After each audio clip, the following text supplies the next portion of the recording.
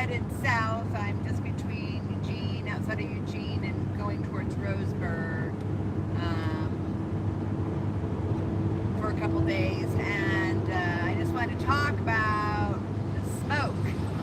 It's something you can't bypass if you're traveling the western part of the Pacific Northwest at this time of year. August, September, you pretty much have to expect you're going to be seeing smoke-filled skies.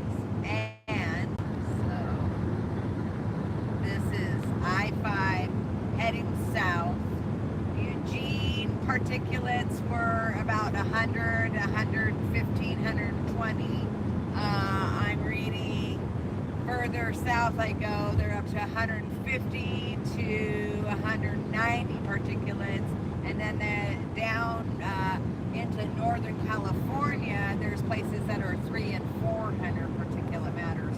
I've been in those kind of extreme fire situations with the smoke levels that bad, and it can make you sick. People that have respiratory illness or are frail, this is very hard on them. So anyway, if you are traveling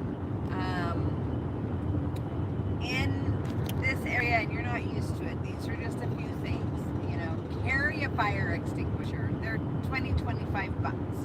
Carry a fire extinguisher. If you see a small fire and you can put it out, woohoo, you get to be a hero, you know. If you can't put it out, at least you've done something, and you can be calling for help, or having someone that's with you calling for help as you're trying to do something.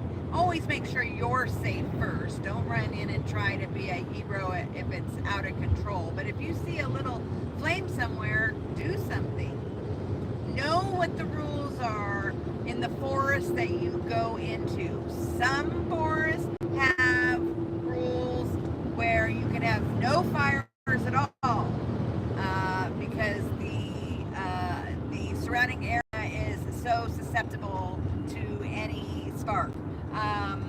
There are other places you can camp, and if there is a fire ring or a designated fire pit, you can have a fire there.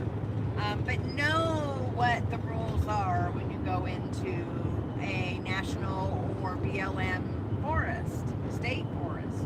Know what the rules are for that area. Carry a shovel, even if it's a small trail. Something is better than nothing. You can turn some dirt onto a fire, and that can be a great extinguisher in itself. Carry a little extra water if you can. Don't smoke in the forest or where there's dead grass.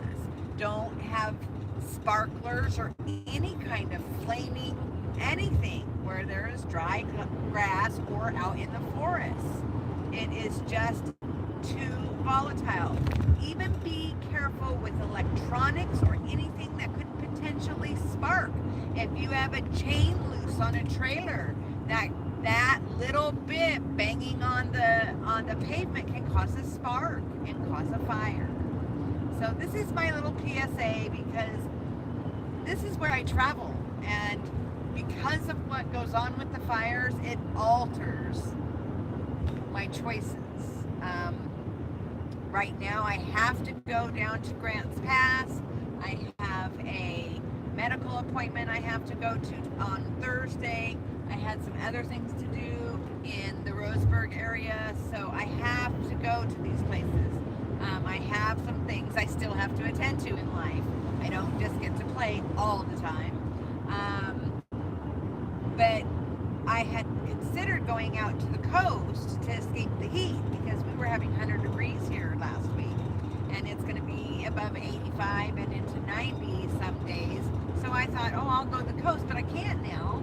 At least not straight out of Grants Pass on Highway 199 up the Smith River, which I normally travel to go to the coast, because that's close, because there's a fire in Gasquet. And there have been other fires there. In 2020 there was a fire there, and I couldn't get through there. So I'll have to come back south in order to do this. So, you know, I'm just saying, please be aware if you're traveling. If you have breathing troubles, be aware wearing a respirator might be necessary in some of the areas you travel in. So, anyway, I'm going to get off of here for now. That's my PSA. Hope you're having a great day, and I'll check in later in the week.